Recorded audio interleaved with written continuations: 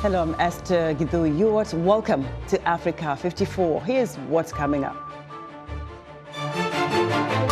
The African Continental Free Trade Area aims to unite more than 1 billion people in a $3 trillion economic bloc.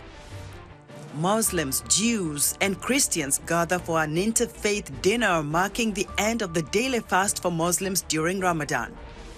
And fetish priests in Ghana, once revered as spiritual intermediaries and healers, are now facing questions about their relevancy. All this and much more coming up on today's Africa 54.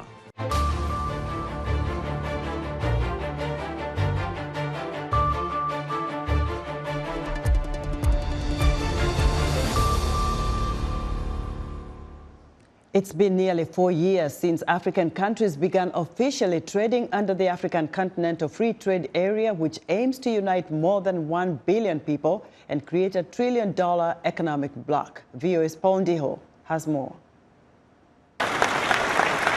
Dubbed the largest free trade area since the establishment of the World Trade Organization, the African Continental Free Trade Area seeks to unite over 1.3 billion people in a $3.4 trillion economic bloc. Rosalind Ngeno, a senior investment expert at the AFCFTA Secretariat in Accra, says the African Union has established the structure for implementation of this trade agreement to facilitate the promotion of trade within the region and with the rest of the world.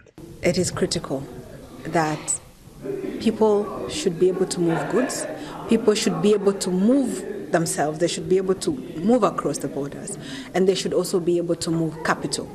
It is critical because trade is a source of economic engagement. The World Bank estimates it can lift tens of millions out of poverty by 2035. However, obstacles remain for it to reach its full potential. Currently, Africa's percentage of global trade is 3%. It is extremely low. And intra-Africa trade is also low. We have a lot of exports coming in from external into the continent, and yet we have the resources required to value add and to trade amongst ourselves. Free Trade Area officials hope the African Continental Free Trade Area will help unlock Africa's long-steamed economic potential by boosting intra-regional trade and strengthening supply chains and spreading expertise. It is enabling the movement of these goods. It is removing tariffs of over 90% of goods and also facilitating the service provision within the continent. A report published in 2022 by the African Export-Import Bank says the African Continental Free Trade Area could emerge as a significant growth springboard for Africa's creative industries, generating over $2 trillion annually and employing nearly 30 million people across the continent. Paul Ndiho, VOA News, Washington.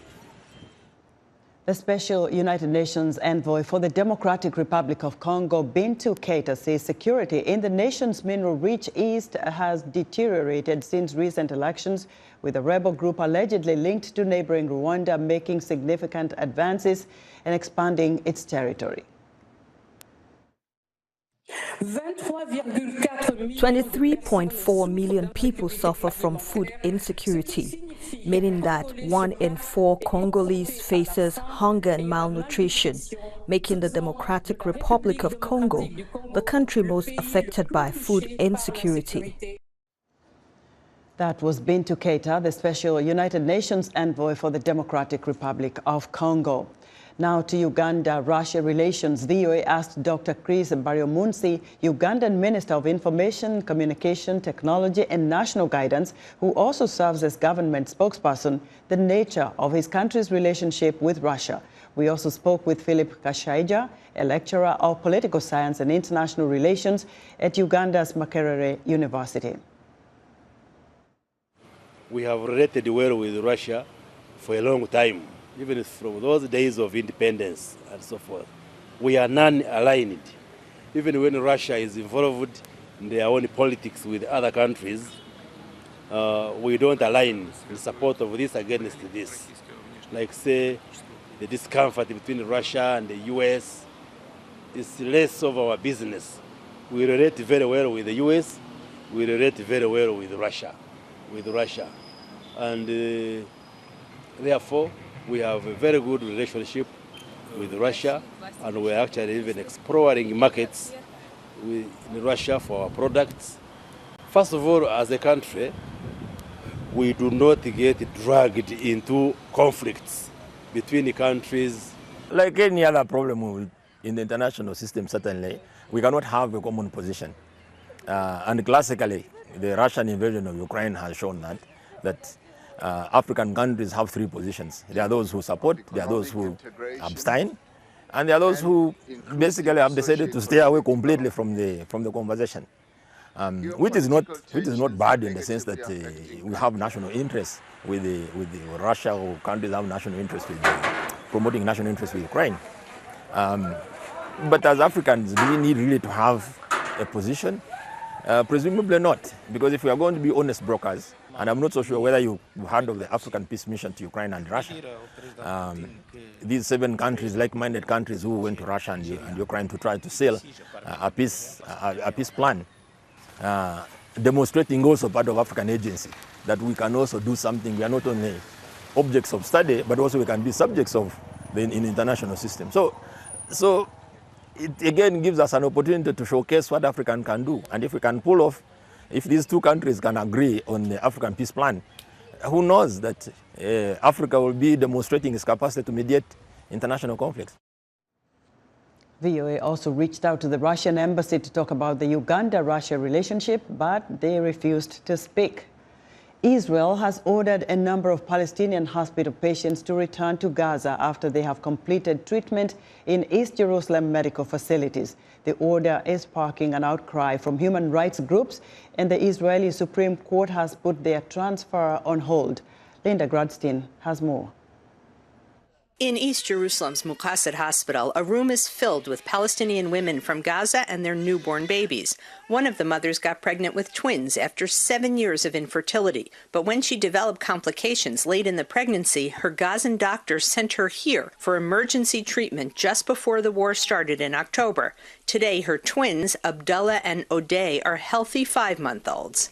I'd like to go back to my home, and if it was safe to go back to northern Gaza, I would be the first one to go back. But it's not safe. My husband said it's better if I don't come back, even though he hasn't seen his children yet. And where can I get diapers and formula? I'm very scared. These women and their babies, as well as 11 cancer patients in nearby Augusta-Victoria Hospital, had already packed their suitcases because they were supposed to be returned to Gaza last week by Kogat, the Israeli army unit which deals with Palestinian civilians. But Physicians for Human Rights, along with 2 Israeli human rights organizations, appealed to the Israeli Supreme Court, which granted a 30-day stay while Kogat explains its reasons for transferring these patients. An Augusta-Victoria cancer patient is concerned about his grandchildren in Gaza, but he's afraid it will be impossible to continue his treatment there. Gaza is destroyed and it's very dangerous. There is no way to get treatment there. The Red Cross is taking patients out of Gaza and Israel wants to send us back. How is that possible? Kogat says it is only sending back patients who are not in need of further medical care. But Physicians for Human Rights says Israel is putting them in danger by sending them to a war zone. After chemotherapy and radiotherapy, the body is usually, even if you don't necessarily have another treatment for the next 2 months, for example, your body is still weak, your immune system is weak. And as you know, in Gaza, the whole healthcare system is under collapse. There's no functioning hospitals. There's no doctors are overwhelmed. They cannot treat.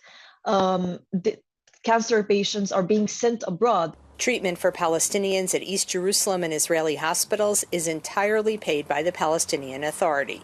The director of the Augusta-Victoria Hospital, Dr. Fadia Trash, says that some of his patients have lost family members and homes during the fighting in Gaza. He hopes patients will be allowed to stay at the hospital until there is a ceasefire. There is a catastrophe in Gaza. From all the points of view, there is no food, no electricity, no water, nowhere where they can live in a decent way. There will be refugees in Gaza, refugees with cancer in a place in war without enough supplies. He says more than 750 cancer patients from Gaza had been scheduled to come for treatment in Israel since the war began. Most have gone to other Arab countries, but some are not getting treatment at all, and they don't know when or where they will find medical care. Linda Gradstein, VOA News, East Jerusalem. Despite facing threats, members of Muslim, Jewish and Christian faiths gathered for an interfaith dinner marking the end of the daily fast for Muslims during Ramadan, the fast of Esther for Jews, and the New Year or Nowruz for those who celebrate it. From Potomac, Maryland, VOA's Niloufar Mughal has the story narrated by Bejan Hamdard.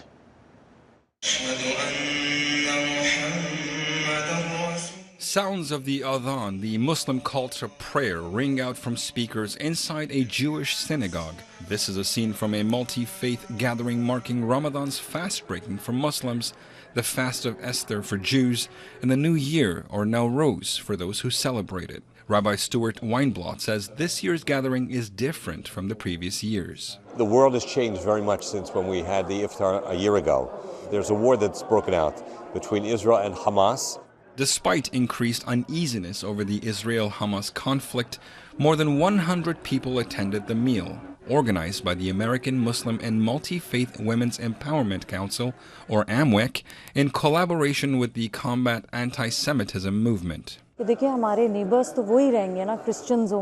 neighbors will not change. These will be Christians, Jews, Hindus. We need to keep the politics separate and see each other as humans and see how we can bridge the gap. Organizers say that several threats had been made against the Muslim-Jewish Solidarity Iftar this year. So there's a heightened sense of tension, a heightened sense of security, and in many respects, it makes what we did tonight even that much more important. It was difficult to navigate it, and there are some people who chose not to come because they don't necessarily understand the importance of something like this at a time like this. Events like these are the only way we can move forward.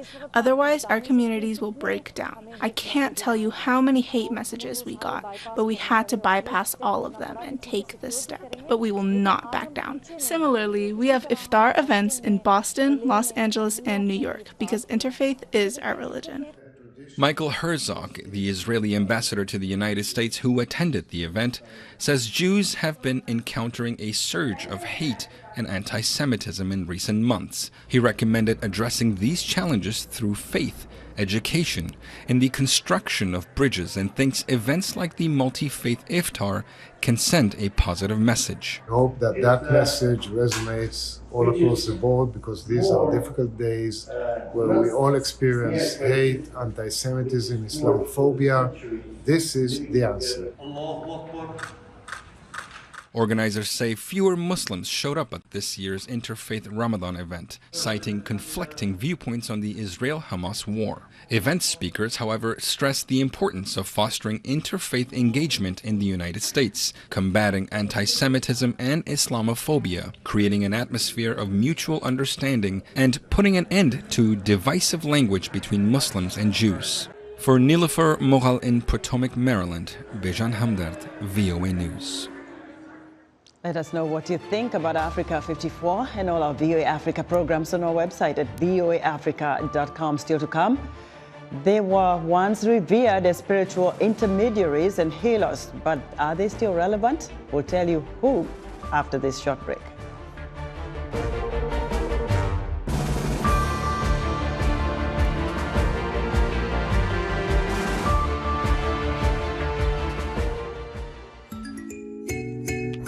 While harmful cultural practices such as female genital mutilation or forced marriage are well known, most people may not be aware of breast ironing, a practice where young girls have their breasts flattened to deter unwanted male attention. On this week's edition of Our Voices, we will discuss why certain communities carry out such a painful practice and its health consequences for girls.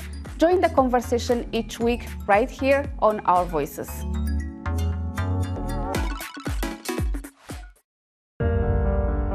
In times of change, when the world seems uncertain and what we hear doesn't reflect what we see, we seek the truth. When we are told only part of the story, we lose trust. In moments of crisis, our dreams, hopes, and wishes for a better tomorrow depends on a free press. At Voice of America, we bring you the stories that people take risks to see. We connect the world and unite it with truth. At Voice of America, we show you the whole picture.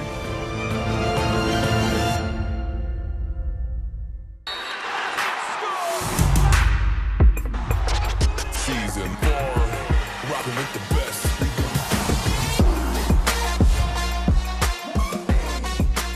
Rocking with the best.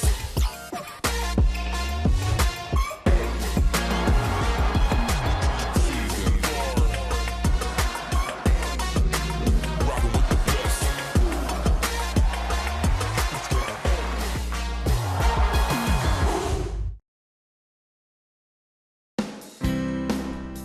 Health, wellness, sport, beauty, medical breakthroughs.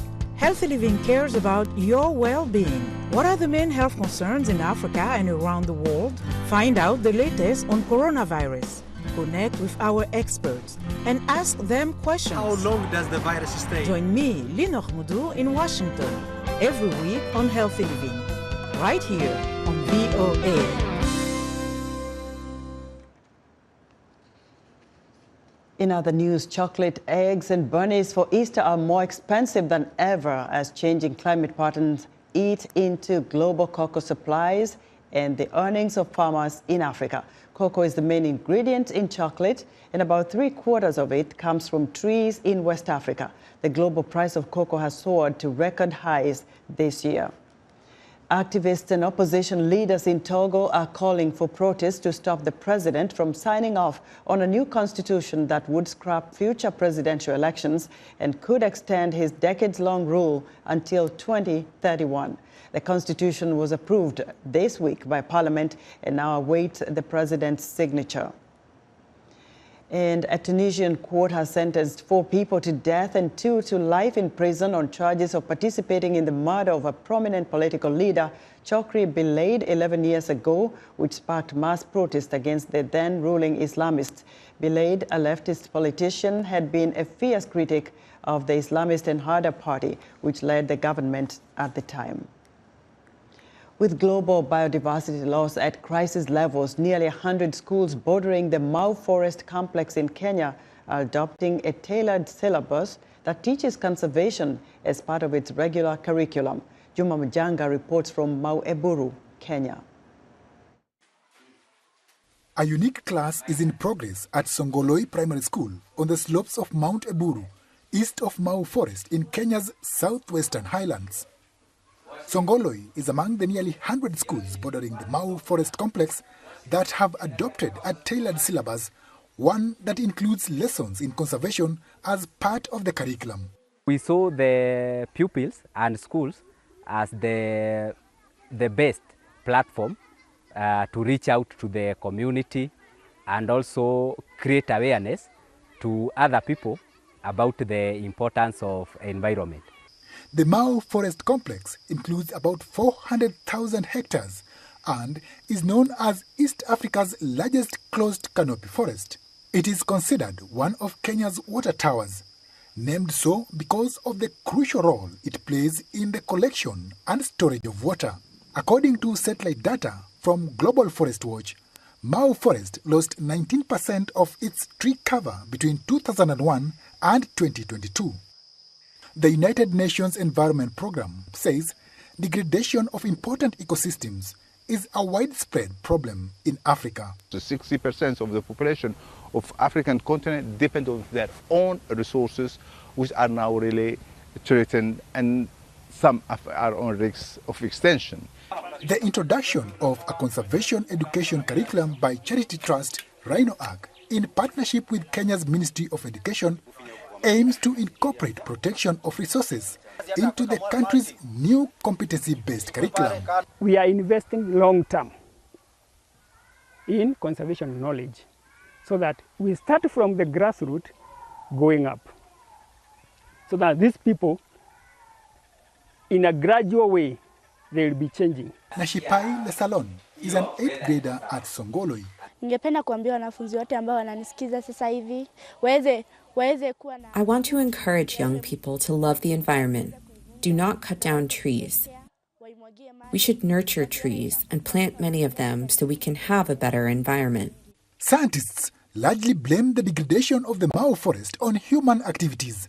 The conservation curriculum teaches students about the impact of charcoal burning and illegal logging and hunting, as well as how to reduce activities that harm the environment. For the last few years that we've been working with the community, we see there's a lot of change now, because the communities now, they are embracing this project and they are owning it now. In 2021, the UN launched its Decade on Ecosystem Restoration, a flagship initiative to spearhead restoration of degraded ecosystems. Ben Sada of the UN Environment Programme says indigenous knowledge and community involvement will play an important role. They are the one who will apply restoration activities in the ground and not those that they have been planned for it. With large populations in Africa dependent on natural resources, experts say the threat of losing such assets can leave communities on the continent vulnerable. Juma Majanga, VOA News, Mau Eburu, Kenya. Fetish priests in Ghana were once revered as spiritual intermediaries and healers, but they are facing questions about their relevance in modern times. Traditionally seen as the bridge between the physical and spiritual realms, these priests commanded significant respect in their Kan tribe. Edmund Agay Kumi reports from Ashanti region, Ghana. 250 kilometers from Ghana's capital, Accra, lies the Ashanti region, where the Fumisua community resides. Here, residents take pride in their tradition, and fetish priests are respected and held in high esteem. Nanamano is one of them. He is considered as someone who possesses spiritual vision and healing powers and has the ability to see impending fortunes and misfortunes. Fetish priests are not to be feared. They are humans like you and I. The gods, though, are not human, so when they interact with us, it looks scary. People are afraid to come to fetish priests because they believe the fetish priest may kill them, but that is not so.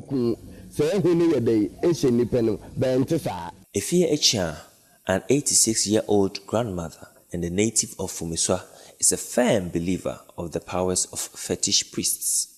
This belief stems from personal experiences, including how a fetish priest helped, according to her, remove a family curse that led to the death of her babies. I personally believe that fetish priests have helped us in this family. The fetish priest performed some ritual which I believe will help me, and truly, if they help me preserve the life of my third born. When you see him now, you will notice that he is a strong and a healthy man, and he is alive and well today. Some fetish priests claim to have the capacity to use herbs for healing purposes. They are often referred to as herbalists.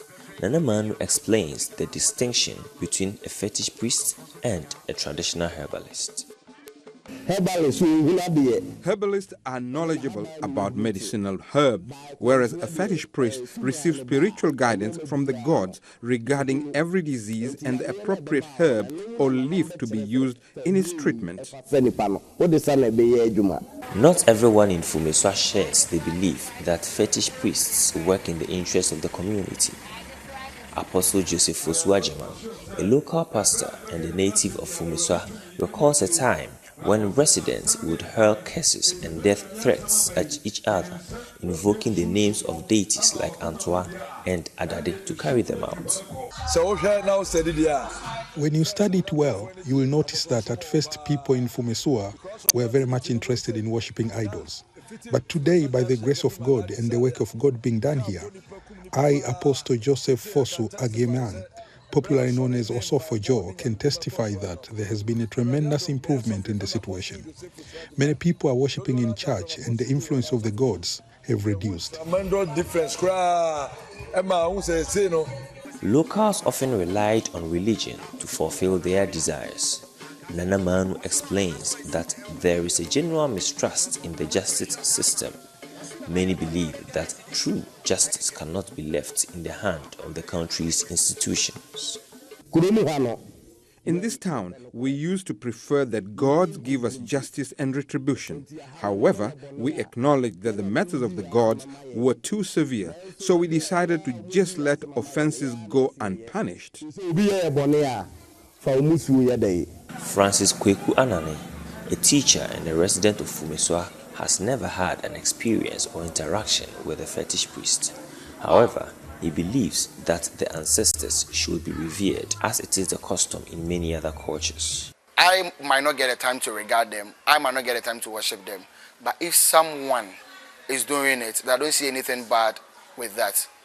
And one way or the other, I pay my homage to them. In recent times, fetish priests have appeared on social media, radio and TV claiming to have the powers to double money and pull cash out of thin air.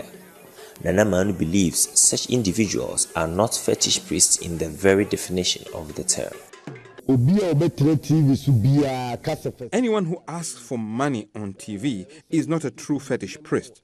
A proper fetish priest can be found in a community, and the members of that same community will testify of his authenticity. Those on TV are just hungry scammers. Various religions coexist within this community, contributing to its rich tapestry of spiritual practices. One cannot easily predict how their faith may be transformed over time.